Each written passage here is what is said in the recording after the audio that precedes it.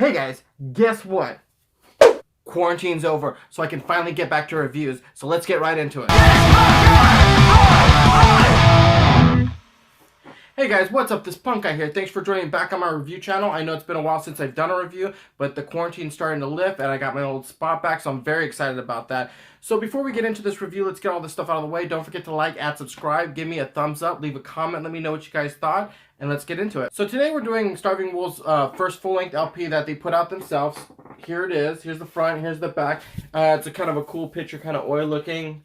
I really love the cover to this album. It's going to have an iconic look for them, especially for their first outing, is what you want to do. It's got like an American traditional tattoo kind of style, like graphic on it. And I really love the logo too. It's good for like stickers and patches and stuff like that. Real legible, real easy to read. Cool looking cover. If you don't know anything about Starving Wolves, they are a street punk band from Austin, Texas. You know, in the vein of like maybe the Unseen or the Casualties. On the outside, you expect this album to be like a straightforward street punk album. And especially with Dave Rodriguez taking over the mantle of the Vox for the Casualties as of the last album. And him also being the singer of the Crumb Bums. But this, my friends, I feel sonically has probably more in common with the skate punk album than a street punk album for sure. And let me explain why. First off, the guitars, they're very crisp, very clean. You can tell the guitar player, Kevin, has a very strong background influence in metal, the way he plays his leads, and they're just excellent, they're powerful. The drums are very fast and recorded very clean. It has that double kick sound, even though it's only one kick drum, kind of like in the vein of something like NoFX. And overall, the mix is excellent. No instrument drowns out the other, just a perfect, equally mixed album.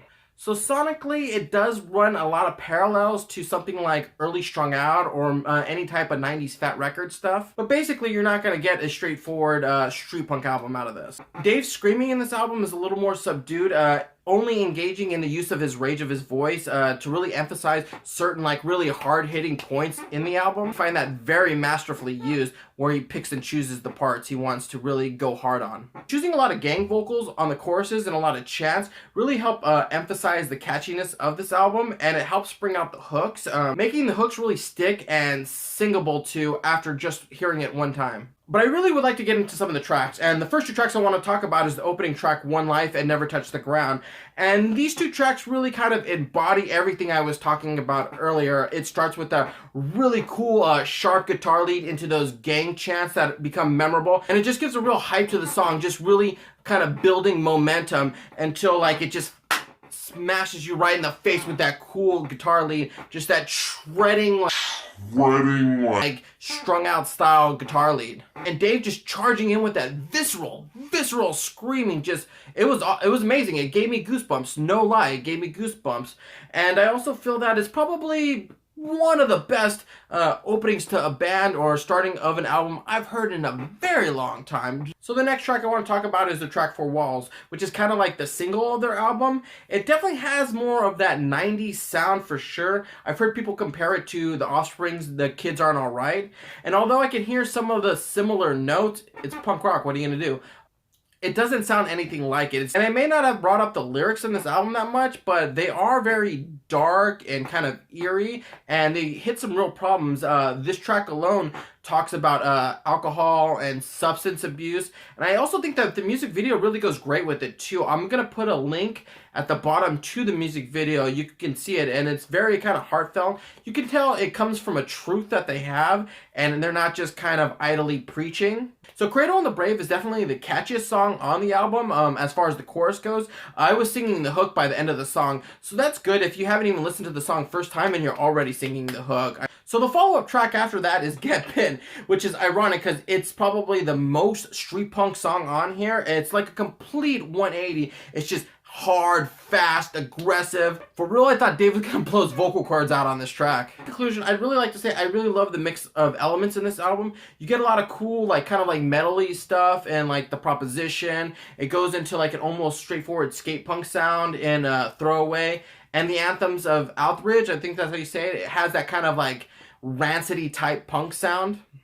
They definitely wear their influences on their sleeves, but I think that helps to create a unique sound of their own, not really mimicking other people, but using it to help create their own sound. You can easily see how this can fall into the trap of just another kind of casualty sounding album. And if that's what you're looking for, that's cool. That's your prerogative. But for me, this album has so much more to give than just kind of that copycat sound. If you're one of those people that's not really into that street punk sound, I definitely think this album is a good gateway into opening your mind to liking that sound, because it has that mix of elements. There isn't really a bad track on this album. It's fast, it's catchy, it's loud, it's aggressive, it's thought-provoking. It's kind of everything you want a punk album to be. Well, for me anyway. Starving Wolves True Fire definitely gets a 5 out of 5 stars for me.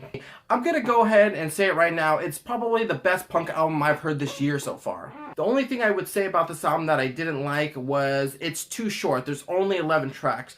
They could have gave us that extra bonus 12th track to make it a full, complete album. So, in a way, it kind of leaves you wanting more, too. It doesn't overstay its welcome. It's just kind of a short, fast album with a lot of hooks and a lot of leads. Its replayability is really high. And I really can't wait for shows to come back so I can see these guys live. This is going to be one of my top bands that I'm hoping to see soon. So that was my review, guys. Let me know what you guys thought about this album. Did you guys love it? Did you guys hate it? Sorry if I'm kind of gushing about this album so much. I just thought it was really a brilliant album. And like I said, my favorite album of 2020 so far. But let me know what you guys thought. Leave a comment, and also don't forget to like, add, and subscribe to this channel. Oh, before I go, let me know what street punk band you guys would like to see me review next. It's not really a genre I listen to a lot, but I do like this genre of punk a lot. So just let me know, and like always, guys, I'll see you guys at a show! Hey guys, thanks for watching that review. I'm so glad to finally be back doing some reviews. I can't wait to drop a whole bunch more. But if you like this video, please click on another video I did. It's the top 5 bands I would like to see make another album. Let's see what your list is, my list. Let's compare. Let's have a good time. Click on it.